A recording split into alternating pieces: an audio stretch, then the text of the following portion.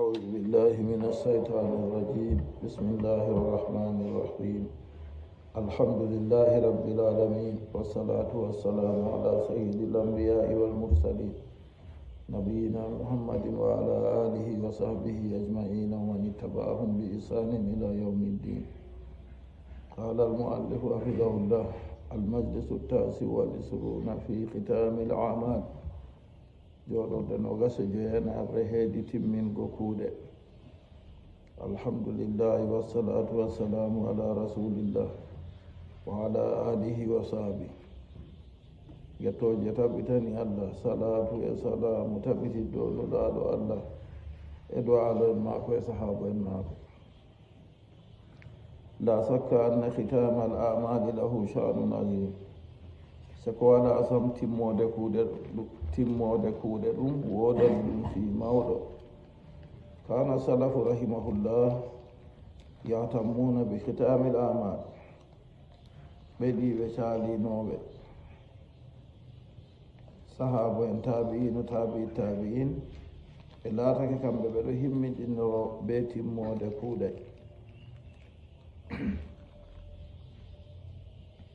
وذلك اقتداء بالنبي صلى الله عليه وسلم.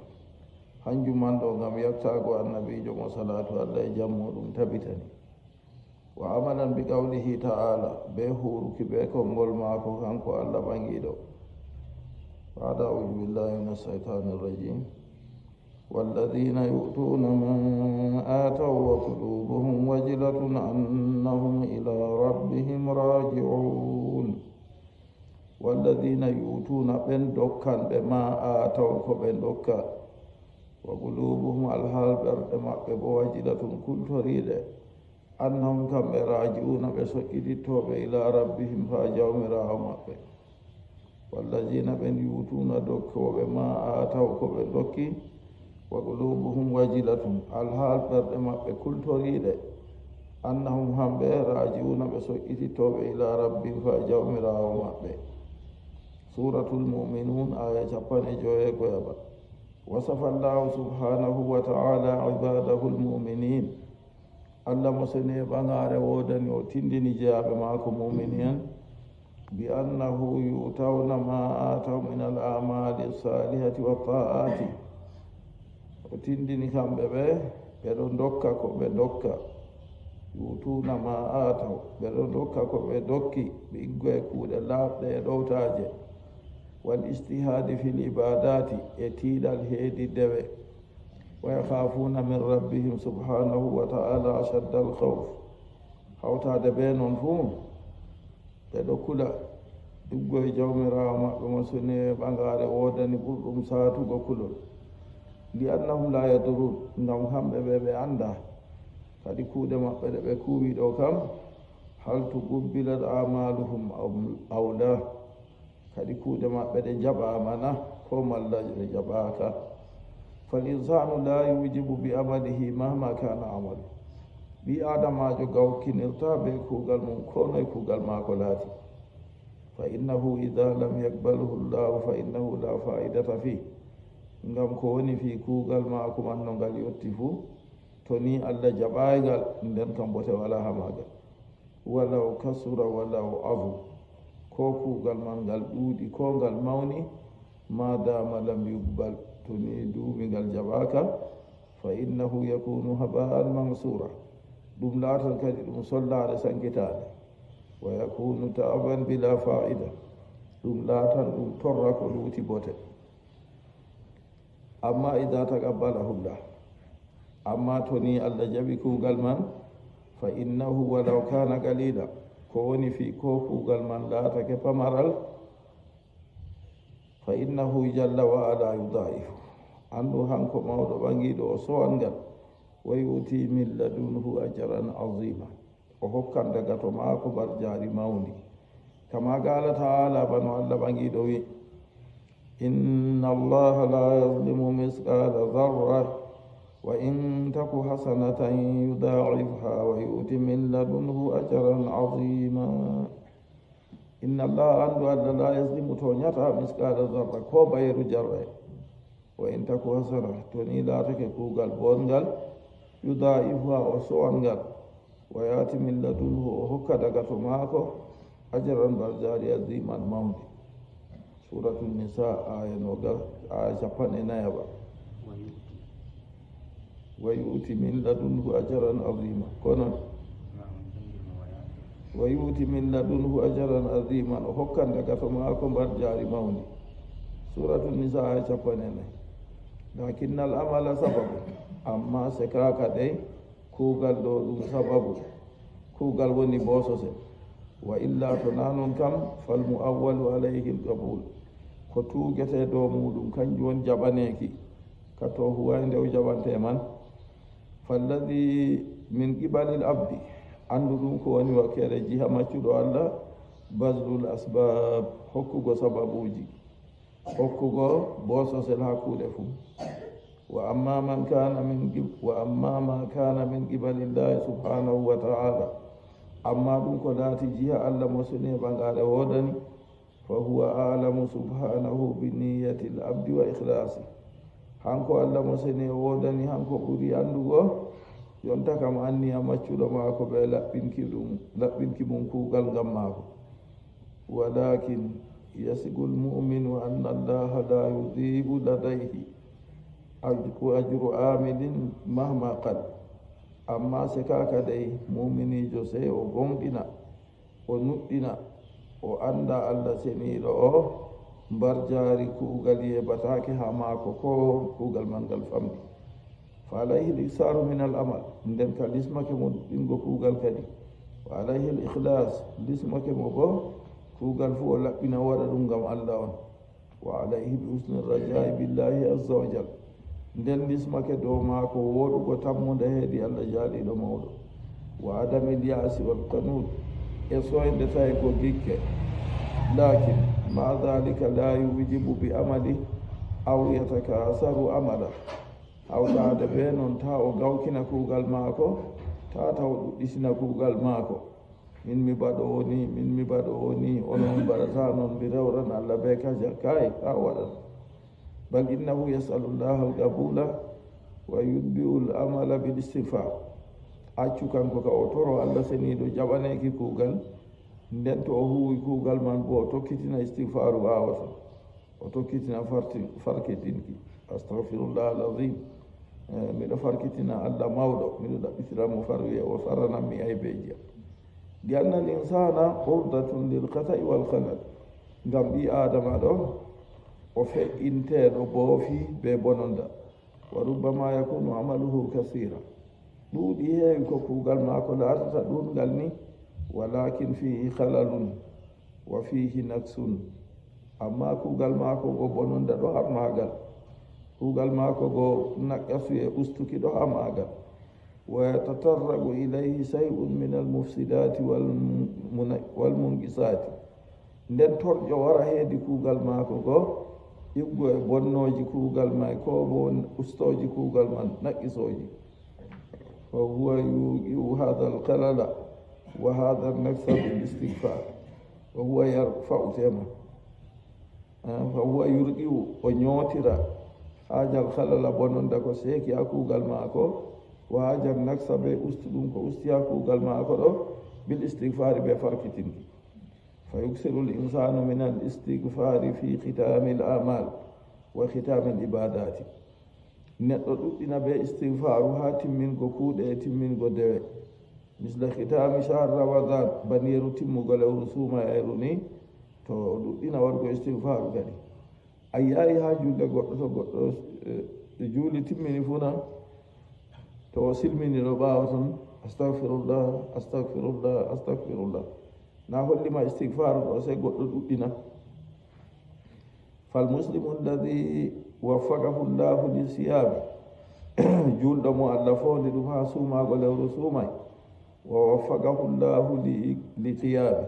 Allah fondimo bo ummugo nafayar maaru o nafan alkaweje o nafan tahajjudu alayhi an yulbi'a nafsahu bil istighfari wal inkisari lismake dow maako kadi o tokkina bolwa ɗum ɗo ɓe istighfaru o tokkina ɗum ɓe yurmitaki bayna yaday llah subhanahu wa ta'ala ha hakkunde yeeso Allah mo seni e ɓangare woden وأن لا يعتبر أنه أدى الأمل على الوجه المطلوب تاتا كانكو تسكتا يوم way o hokki kuugal man dow husitirde no ngal ɗaɓɓitirte li'annahu la yadri ngam kanko o annda dey fagad yakunu bi amali halalun kasir yiyama ko laata en kuugal maako ɗo bononda ceggol mangol ɗon ɗon ɗuɗgol fa alayhi an yuksira al istigfara wa ya'tabira annama amalahu qalilun fi haqqillahi subhanahu wa ta'ala nden kam nismake dow maako o ɗuɗɗina istigfaru o taskita bo dede ko o huwi ɗo o yiya ɗum pamarum ha haqqi allah mo sini e ɓangare wodani mo tagi mo kam wannabiyu sallllahu alayhi wa sallam ma kasrati amalihi wa ikhlasi wa ijtihadi annabijo mo salatu allah e jam muɗum tabitani hawtade ɓe ɗuɗugo kuugal maako e laɓɓinki maako e ijtihadu maako yaqulu li rabbi oɗo wiya jawmi ko la usi sana'an alayka oɗo wiya la usi sana'an min mi hetata mantore alayka dow ma jawmirawo itirafan minhu sallllahu alayhi wa sallam bitaksiri fi haqqi rabbi azza wa jal ɗum ɓirritaki daga to maako kanko nulaɗo allah ɓe rammiɗitki heedi haqqe jawmi ko jalaniɗo mawɗo fa kayfa bi gayri e noytana maako kadi kanko annabijo ma oɗo yaɓa o rammiɗi e moye o feere mo rammiɗata kadi wa haulai alladina wasafahum llahu bi annahu nda ɓe a toon ma ɓe allah tindiniri ɓe wi hamɓe ɓe yu'tuna ma ataw wa qulubuhum wajila ɓe ɗon dokka ko ɓe dokka nden ɓerɗe maɓɓe bo kultoriɗe ay haifa ɓerɗe maɓɓe kulanɗe la yamanuna min makrillah kamɓe ɗo ɓe holɗinta ibgo e leñjinki allah yaquluna ɓeɗo mbiya sallayna wa sumna wa addayna ma alayna sallayna min juuɗi wa sumna min cuumi wa addayna ma alayna min dokki ko woni ɗo amin farillaji amin la yaqulu hada muslim ta julɗo wiya banniɗo li anna hada ngam ɗo ijabun bil amali ɗum gawtinirki ɓe kuugal wato aɗum yiyan ka huwi kuugal bongal wa taskiyatun li nafsi ɗum sennuki nafsu wa taskiyatun lil amali ɗum sennuki kuugal nden o anda allah jaɓina jaɓay fal muslimu mahama amin julɗo ɗum kono e huwiri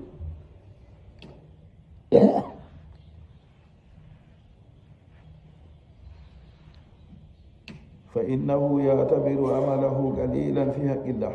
kanko o taskita kuugal maako ɗo ngal pamaral heedi haqqe allah wa mahama amila fa innahu la yadri ko noy o huuri kuugal kanko ɗo o annda de hal huwa sahihun aw gayru sahih kuugal maako ngal caahingal na ko malla ngal sahaaki ma aksara ma yasduru min al insani min asayyiati bi lisanihi wa af'ali wa bi tasarrufati e ka e fa hunde ko ɗuɗɗinina ko fuɗɗata daga ɓi adamajo yiggo e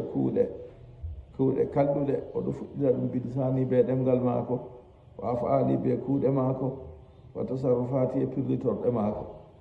fa yasduru min al insani sayyi'atun kasira nden kuuɗe kalluɗe ɗuɗɗe fuɗɗa heedi neɗɗo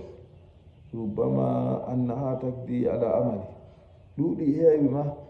kalluɗe ɗe garata fuɗɗa ɗo goɗɗo goo se kanje goo ɗe gara ɗe bonna kuugal maako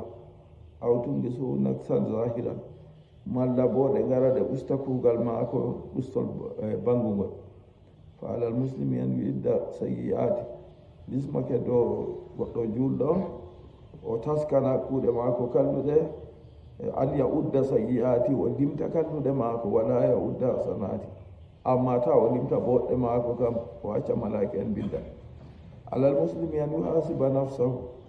wa ya udda sayyi'atihi wa junubahu wa ya udda sayyi'atihi wa dunubahu lismake dow julɗo o horosita nafsu maako nden o limta kuuɗe maako kalluɗe o limta junubaji maako ko o huwi nden wa yastagfir wa yatubu o farkitina o ɗaɓɓitata allah faruye o tuuba o lortana allah wala yauddu hasanati ta o limta kuuɗe maako boɗɗe kam wa yaqulu o wiya ana amintu kaza wa amintu kaza wa amintu kaza min mi huwi ni min mi yiɓani ɓe juulurde ha pellel kaja min mi waɗani ɓe laawol ha pellel kaja min talaka en wayne en mi ñamni ɓe aa ta o limta ɗo kam hada yakiluhu lillahi azza wa jal ɗo kam to waɗi gam allah ɗo o accana ɗum allah jaaliɗo mawɗo tan ta wolwal allahu la yudiu ladayhi ajru amilin allah mbarjaari kuwowo yeɓatake hen maako amaɗuhu mahfuzu kuugal maako ɗo ngal denetengal in kanan min shay'un sahi to nini woodi daga to maako hunde sahiinde taɓa tamma ɗum majjam fa huwa la yakhafu min janibillahi diya hasanati kanko jullo tata o hula heedi jiha allah yeebaaki kuuɗe maako boɗɗe wa ma kana allahu liyudi'a imanakum وما كان الله ليضيع إيمانكم إن الله بالناس لرؤوف رحيم وما كان الله ألا لا تاكي ليضيع إيمانكم ويبكوا دمون جد دمون إن الله عنده الله لرؤوف والله دودا يندكي جو رحيم دودا يندكي جو بالناس يمبه سورة البقرة آية من رأي شابان إنه يتتبع لكن يخاف من جانب نفسه بالأخطاء والذنوب والسيئات المهلكة أما جلده وكل هذه جهة نفس معك دوني بوفي جنوباجي كود كالو كالكو جله هو تنداكو ولد عليه أن يحاسب نفسه لسمك دو معكو هرسيت نفس معكو تنيلها هيرفو واري وآلتو سفترا yottaka kuuɗe woodi farillaje ɗe acci o waya ñalawmana o heɓa o huwa ɗum woodi yottaka sunnaji ɗi o acci huwateɗi na o huwa ko malla giɗaɗi o lorto o laara kadi woodi jotta kam gedde kalluɗe ɗe allah haɗinomo o huwina o yawa o farkitna o tubana allah ko malla woodi gañaɗum ɗum o huwi to o laara fayinta jottaka ko laati dagi ɗum hunde nde allah seni ɗo umrayimo amma ɗo daknanimo o huuri ɗum wakkere dina na ko walla o huuray wakkere dina to nini yande nde ñalli hiiri fu bana ni o waɗata to allah fondimo o tokki laawol no o moƴƴitinosa nafsu maako hangu ɓooso on nde laatake ɓanni fi hitami shahri kana salafu salihu yuksiruna min al istigfari wa an yatafakkara fi sayyi'atihi allati sadarat minhu non o numa bo ha kuuɗe maako kalluɗe ɗe puɗɗi daga to maako fa yuhdisu li kulli dambin tawbatan wa istigfara na o horsitanno nafsu maako goo yaake man kadi o numa ha kuuɗe maako kalluɗe kadi ñalli hiiri ɗo kam ngalewal o huwi kam nden o yaake nden o waɗa kadi fa yuhdisu li kulli dambin tawba kala geddal kala junuba fuu o fuɗɗina ɗum tuubu mum wa istigfaran e farkitinki hada huwa alladi ala l abdi nda ɗum on ko woni lismake dow maccuɗo allah fi hitami sahri kana salafu salihu yuksiruna min al istigfari ha timmuki lewru suumayeru yimɓe ɓeɗiɓe salihi en laaɓɓe ɓe laatake ɓe ɗum no ɗuɗɗina waɗgo istigfar wa tawbati ila llah azza wa jal e tubanago allah jaaliɗo mawɗo wal khawfi min adami l qabul e huluki iggo e soyde jaɓaneki kanu yastahiduna fi ramadana wa fi gayri ɓe laatake ɓe ɗon tiiɗo nder lewru suumayeru e tanamaɓe summa yaqa'u alayhim lkhawfu alla yuqbala minhum shay'un nden daga ɓaawo ɗon kadi kulol wara ukka dow maɓɓe tatani ɓe jaɓanaka hunde ha kuuɗe maɓɓe ɗe dey wa yastagfiruna allaha wa yatubun ɓe farkitina allah kadi ɓe tuubu hatta ruwiya annahum kanu yad'una allaha sittata ashhurin an yuballigahum shahr ramadan ha yiyama yimɓe saaliɓe laaɓɓe ɓe laatake ɓe ɗon toro allah lebbi joweego fuu ha allah hewtina ɓe lewru suumay ɓeɗo toro allah lebbi jeego allah hewtina ɓe lewru suumay fa ida ballagahum iyahu saamu wa qamu billayli to ni allah hewtini ɓe lewru suumayeru go ɓe cuumo ɓe yumma ɓe naafo jemma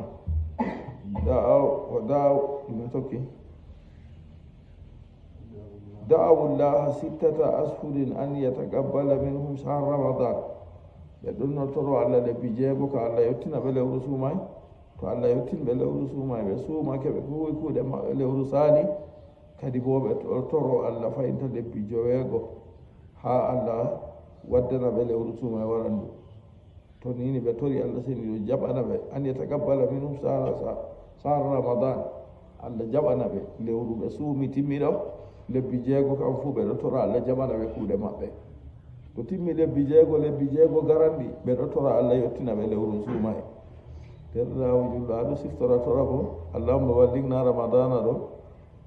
Allah jaɓan min kuuɗe amin ha lewru suuma e ɗo ande julde se barkata sallah tan o suklanta ko waddi ka barkata sallah ɗo wigonoyi ina alaji ɗan asaɓe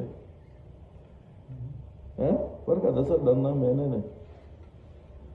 no ɓe fulfulde barka ɓe juulugo ɗumen nden se ɓe hokke hunde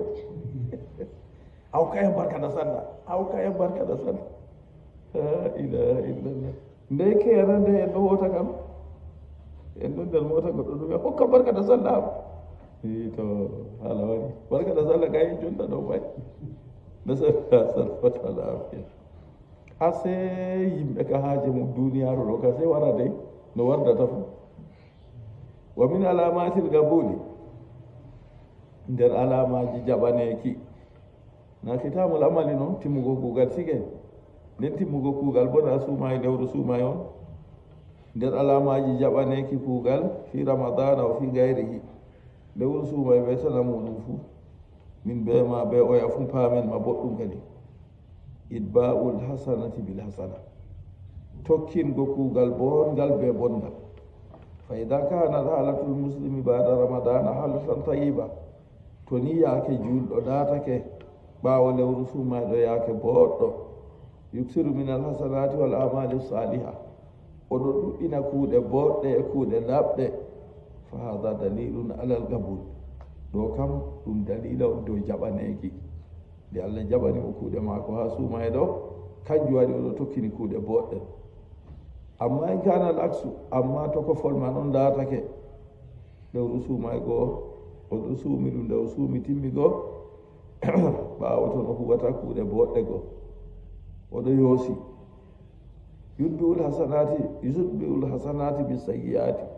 accuka noon ma na o huwi kuuɗe boɗɗe o suumino lewru suuma e ka timmina to o tokkina ɗum kuuɗe kalluɗe ɓaawo noon fa ida haraja ramadan adba'ahu bi sayyiati wal gafalati wal iradi an taatillah to lewru suuma e wurti timmini jonta ka oɗo tokkina ɗum be kuuɗe kalluɗe e woytukiji e ɗoyluki accina ɗo sonago Allah fa hada dalilun ala adamil qabul nda ɗo ɗo ɗum dalila on dow soyde jaɓaneki nde Allah jaɓanayimo kadi o dujjama jotta ka oɗo huwa ko yiɗi kadi wa kullu insanin yarifu nafsahu min halihi bada ramadan kala neɗɗo fuu kala goɗɗo fuu oɗo andi nafsu maako ɓaawo to lewru suumayeru timmini ɗo wonata yanzuru fi haali o raarale heedi yaake maako fa ida kana haaluhu asana falyahmadillah to o raari o tawi ɓaawo lewru suuma nde timmi yaake maako ɗo wooɗi ha dow ɗo sanaki Allah hay o yetta Allah nden kam fa hada yadullu ala alqabul ngam ɗo ɗo ɗum ɗo hanndo dow jaɓaneki to Allah jaɓanaynomo o tokkinta kuuɗe boɗɗe wa in kanat haaluhu aswa to yaake maako laatake ɓuri hallugo falyatub ila llahi walla yastagfirillah nden kam o tuuban Allah o farkitina o ɗaɓɓitina Allah faranamo fa inna hada dalilun ala adami alqabul ko waɗi ɓaawo lewru suuma ɗo huwa kuuɗe kalluɗe ɗo ɗum hanndi jottaka dow soyde jaɓaneki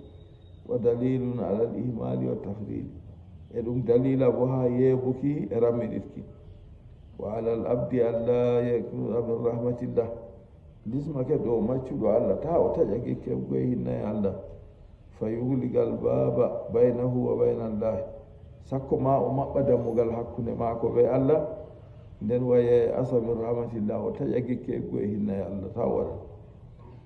قل يا عبادي الذين أسرفوا على أنفسهم لا تقنطوا من رحمة الله إن الله يغفر الذنوب جميعا إنه هو الغفور الرحيم الله سنيد ويا النبي محمد صلى الله عليه وسلم قل ويؤوه يا عبادي يا جابر الذين أسرفوا أنفسهم من فانتني بلو نفسه جمودو لا تقنطوا من رحمة الله تاتا يجيك إن يا الله إن الله يغفر الذنوب جميعا أن الله يعفو الذنوب فوفو ولا كل تساويد ويعفو فوف إنه هو الغفور كم الله ونفر الرحيم إنه غفور ورد بيسي غفاول رحيم ورد بيسي غفايل فاتن له لا دو سورة الزمر آية جبان جوية تتبع فعليه بالتوبة والاستغفار لأن كالجسمك دوماكو توبوا بفركتينكي والعود إلى الله عز وجل الأرتاق هيدي الله جالي رمو والله جل وعلا يتوب على من تاب الله جالي رمو ورجب توبوا دو أن توبي دو وهو الذي يقبل التوبة عن عباده ويعفو عن السيئات ويعلم ما تفعلون وهو الذي هنكم مكايم يقبل التوبة جبن توب عن عباده الجاب معكم ويعفو عن السيئات واشتنا كالله ويعلم أن ما تفعلون قوة سورة السورة آية نقص الجواب هذا وصلى الله وسلم على نبينا محمد وعلى آله وصحبه أجمعين.